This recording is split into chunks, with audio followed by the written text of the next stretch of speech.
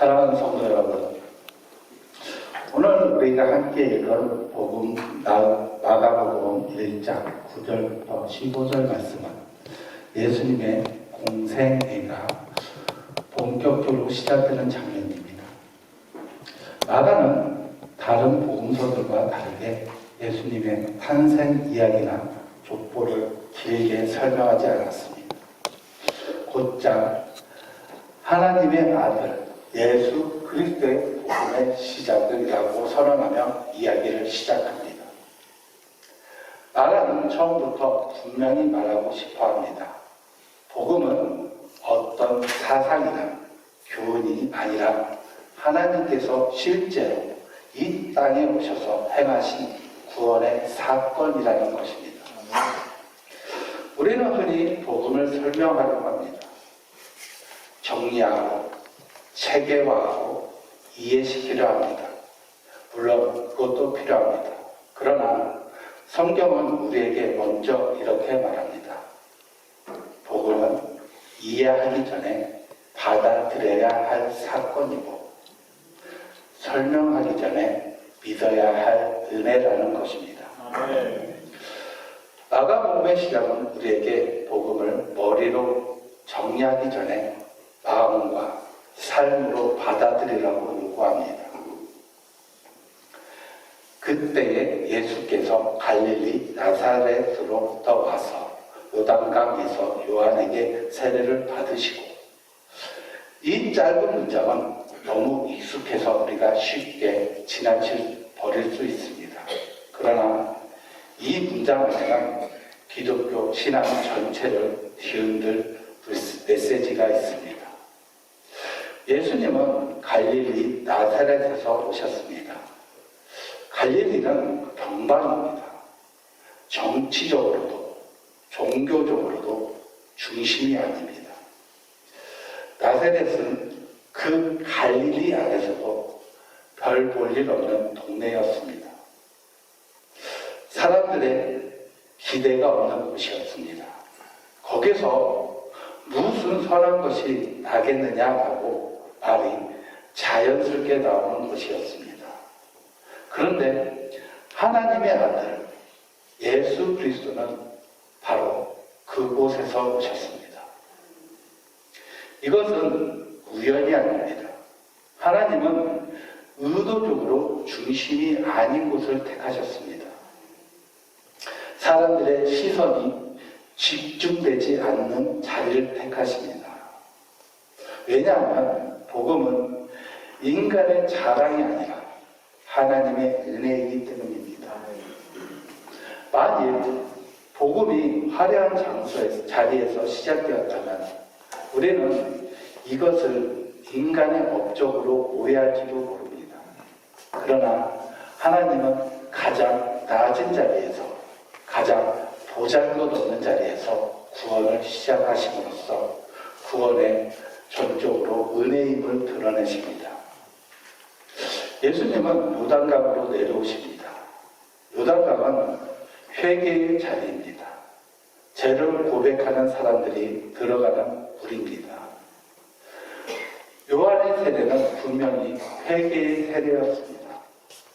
자신의 죄를 인정하고 삶의 방향을 바꾸겠다는 고백의 행위였습니다. 그런데 예수님은 죄가 없으신 분이신데 그럼에도 불구하고 예수님은 그 회개의 자리로 들어오셨습니다. 죄인들이 줄 서 있는 그 줄에 함께 서셨습니다. 여기서 우리는 반드시 질문을 해야 합니다. 왜 예수님은 세례를 받으셔야 하는가? 이 질문에 대한 대답은 단순히 한 문장으로 끝나지는 않습니다. 그러나 분명한 것은 이것입니다. 예수님은 자신의 죄 때문에 세례를 받으시는 것이 아니라 우리의 자리를 대신 서시기 위해 그 물속으로 들어가셨다는 것입니다. 예수님은 이미 그때부터 우리와 자신을 동일시하십니다. 죄인의 자리, 연약한 자리, 회개가 필요한 자리로 들어오셨습니다. 이 장면은 복음의 방향을 분명히 보여줍니다. 복음은 우리가 깨끗해져서 하나님께 나아가는 이야기가 아닙니다. 복음은 우리가 준비를 마친 다음에 하나님께 인정받는 이야기가 아닙니다. 복음은 하나님이 준비되지 않은 우리에게로 내려오시는 이야기입니다. 복음은 하나님이 더럽신 우리 자리로 직접 찾아오시는 이야기입니다. 우리는 늘 이렇게 생각을 합니다. 좀 더 나아지면 하나님 앞에 서야지. 좀 더 기도하면, 좀 더 말씀을 알면, 좀 더 신앙이 자라면 그때 하나님께 나아가야지. 그러나 복음은 그렇게 말하지 않습니다. 복음은 지금 그 자리에서 내가 너를 만나겠다. 내가 실패한 그 자리에 내가 부끄러워 숨고 싶은 바로 그 자리에서 내가 너를 부르겠다는 것입니다. 이것이 은혜입니다.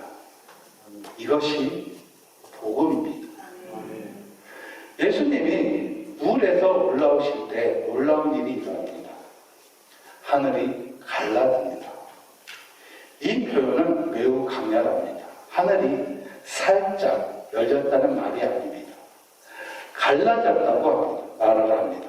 이것은 인간의 노력으로 열리는 길이 아니라 하나님이 일방적으로 여시는 길이라는 뜻입니다. 죄로 인해 닫혀있던 하나님과 인간 사이를 가로막고 있던 장벽이 예수 그리스도로 말미암아 찢어졌습니다.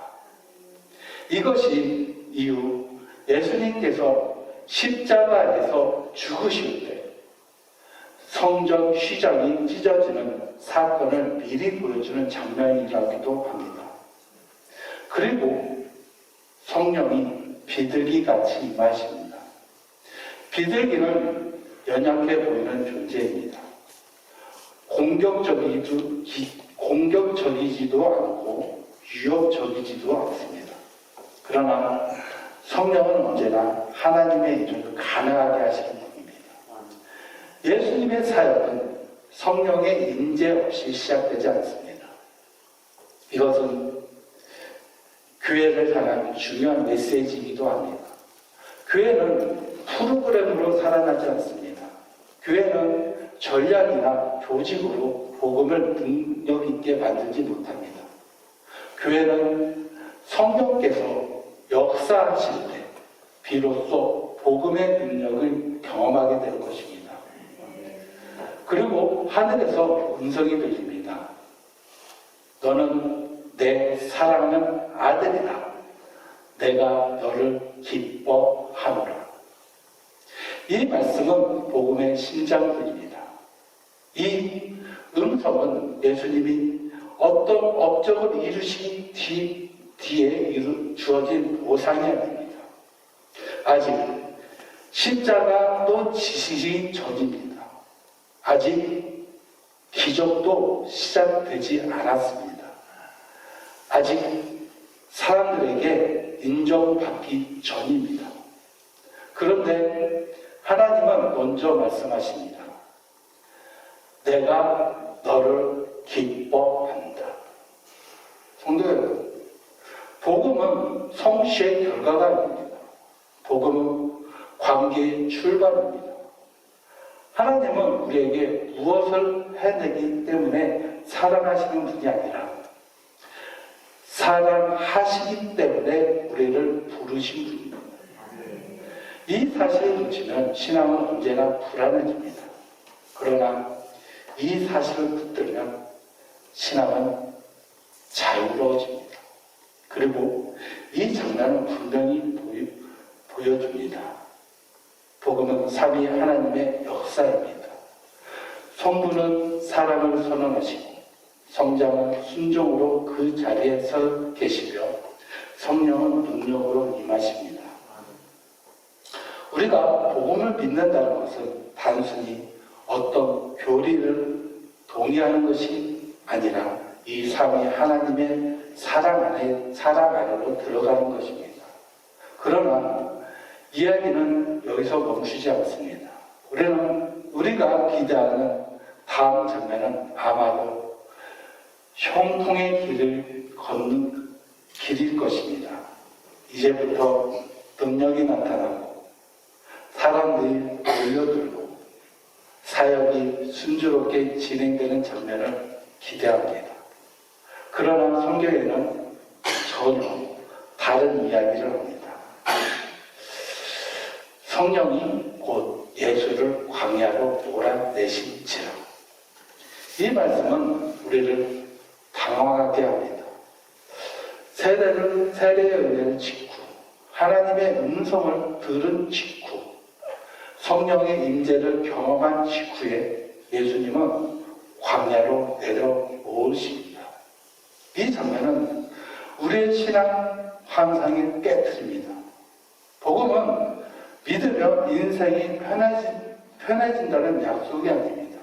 복음은 문제없는 삶을 보장하는 보험이 아닙니다. 복음은 어떤 상황에서도 하나님의 자녀로 서게 하는 능력입니다. 성령은 예수님을 광야로 보내셨습니다. 왜냐하면 광야는 실패의 자리가 아니라 아들됨이 시험받고 드러나는 자리이기 때문입니다. 광야는 아무것도 없는 곳입니다. 의지할 것이 없는 곳입니다. 그러나 동시에 하나님만 의지할 수밖에 없는 자리입니다. 하나님은 종종 우리를 광야로 이끄십니다. 우리가 능력이 있어서가 아니라 우리가 연약하기 때문에 그렇게 하십니다. 광야는 하나님을 부인하는 자리가 아니라 하나님을 붙드는 자리입니다. 사탄의 시험의 핵심은 언제나 같습니다. 내가 하나님의 아들이거든. 시험을 환경을 통해 있지만 이 본질은 정체성을 흔드는 데에 있습니다. 우리는 힘들 때 이렇게 묻습니다. 하나님, 정말 나를 사랑하십니까? 내가 정말 하나님의 자녀가 맞는가요? 복음은 이 질문에 단호하게 대답을 합니다. 광야에서도 너는 여전히 하나님의 자녀였다. 상황이 바뀌었어도 신분은 바뀌지 않는다. 그리고 마침내 예수님은 입을 여십니다. 예수님은 철석교는 길지 않았습니다. 그러나 그보다 더 압축된 복음은 있습니다. 때가 차고 하나님의 나라가 가까이 왔으니 회개하고 복음을 믿으라. 이 말씀 속에는 모든 복음이 들어있습니다. 때가 찼다는 말은 인간이 준비되었다는 뜻이 아닙니다. 하나님이 준비를 마치셨다는 뜻입니다. 구원은 인간의 성숙이 아니라 하나님의 결단에서 시작됩니다. 하나님의 나라가 가까이 왔다는 말은 어떤 새로운 장소가 생겼다는 뜻이 아닙니다. 예수님이 자신이 하나님의 나라라는 선언입니다. 예수님이 계시는 곳이 하나님의 통치가 있습니다. 예수님을 받아들이는 것이 하나님의 나라를 사는 것입니다. 그리고 예수님은 분명히 말씀하십니다. 회개하고 복음을 믿으라. 회개는 단순히 후회하는 감정이 아닙니다. 자책도 아닙니다. 회개는 방향 전환입니다. 내가 주인 됐던 삶에서 하나님이 주인이 되시는 삶으로 돌아서는 것입니다. 그리고 복음을 믿으라는 말은 더 열심히 하라는 말이 아닙니다. 이미 이루신 예수 그리스도의 은혜를 신뢰하라는 말입니다. 우리는 종종 이렇게 말합니다. 내가 더 회개되면 믿겠습니다. 내가 더 변하면 하나님을 신뢰하겠습니다. 그러나 성경은 거꾸로 말합니다. 믿음이 회개를 낳습니다. 은혜를 믿을 때 삶이 바뀝니다. 순서가 바뀌면 신앙은 짐이 됩니다. 그러나 순서가 바로 서면 신앙은 자유가 됩니다. 성도 여러분, 복음은 이미 시작되었습니다. 은혜는 이미 선포되었습니다. 문제는 하나입니다. 우리는 이 복음을 믿고 있는가? 오늘도 예수님은 우리에게 말씀하십니다. 때가 찼다. 하나님의 나라가 가까이 왔다. 그러니 회개하고 복음을 믿으라. 사랑하는 성도 여러분, 이제 이 말씀을 듣고 우리는 다시 일상의 자리로 들어갑니다. 예배당 문을 나서면 우리의 삶은 다시 반복이 됩니다. 여전히 해결되지 않은 문제들도 있고, 여전히 무거운 책임들이 있고, 여전히 버거운 관계들과 선택들이 우리를 기다리고 있습니다. 복음은 예배당 안에서만 붙드는 말씀이 아니라 바로 그 일상의 한가운데에서 붙들어야 할 하나님의 은혜입니다. 복음을 믿는다는 것은 특별한 종교적 감정을 오래 유지하는 것이 아닙니다.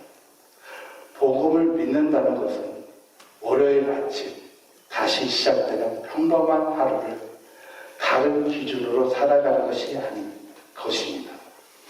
여전히 부족한 나 자신을 바라보며 낙심하는 대신 그 부족함 속에서도 하나님이 나를 포기하지 않았다는 사실을 믿고 하루를 시작하는 것입니다.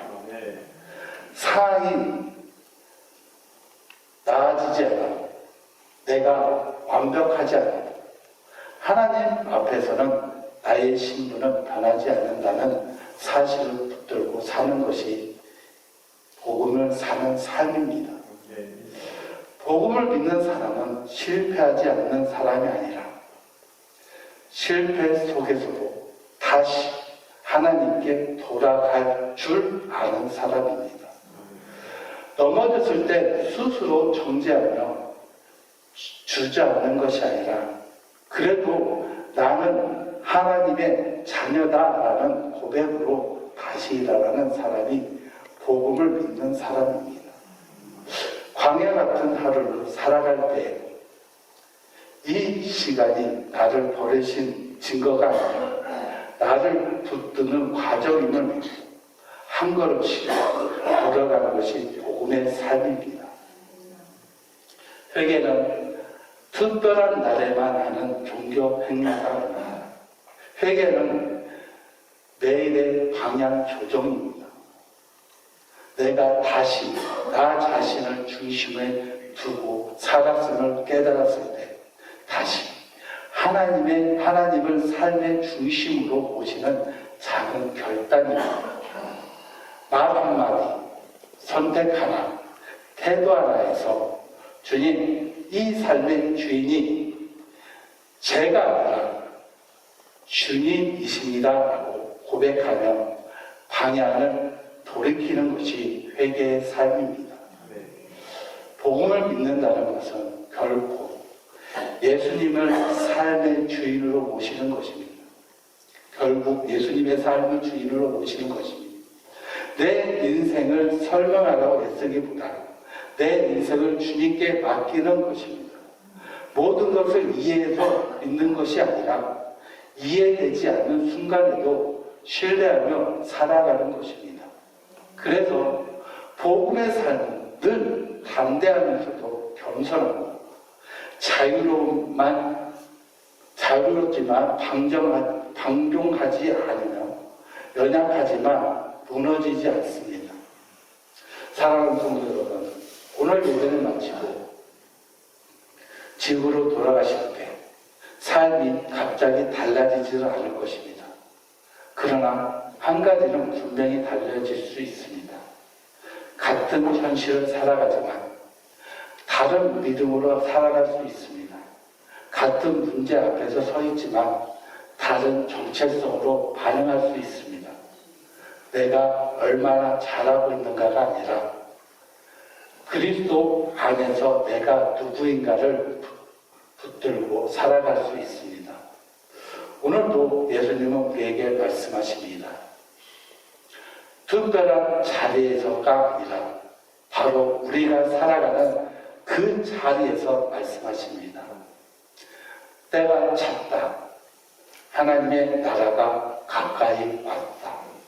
그러니 오늘의 삶 속에서 회개하고 오늘의 자리에서 복음을 믿으라.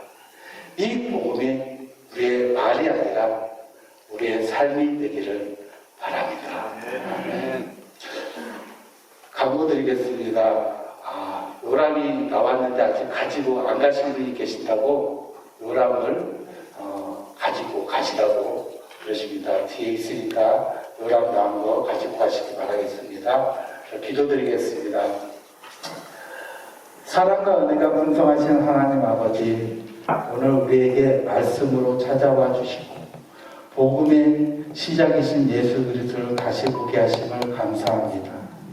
우리는 종종 복음을 너무 어렵게 붙들려고 하고 너무 잘 살아난 뒤에야 믿을 수 있는 것처럼 착각하며 살아왔음을 고백합니다. 그러나 주님, 우리가 아직 연약할 때, 아직 부족하고 흔들릴 때에 우리의 자리로 먼저 내려와 주신 주님의 은혜를 오늘 다시 듣게 하시니 감사합니다. 주님, 예배를 마치고 다시 일상의 자리로 돌아갈 때 말씀은 예배당에 두고 가지 않게 하시고 복음이 우리의 생각과 선택과 태도 속에 살아 움직이게 하여 주시옵소서. 아멘. 월요일의 삶 속에서 반복되는 일상 속에서 광야 같은 시간 속에서도 우리가 여전히 하나님의 사랑받는 자녀임을 잊지 않게 하시옵소서. 넘어질 때마다 스스로를 정죄하기보다는 다시 주님께 돌아갈 수 있는 은혜를 주시고 회개를 두려움이 아니라 방향의 전환으로 받아들이게 하시며 복음을 짐이 아니라 자유로 누리게 하옵소서. 우리의 삶의 주인이 여전히 우리 자신이 되지 않게 하여 주시고 오늘도 예수 그리스도의 삶의 중심에 모시고 살아가게 하옵소서. 이해되지 않는 순간에도 신뢰하게 하시고 해결되지 않는 문제 속에서도 주님을 놓치지 않게 하옵소서. 이 말씀이 우리의 지식으로만 머물지 않게 하시고 우리의 말이 아니라 우리의 삶이 되게 하여 주시옵소서.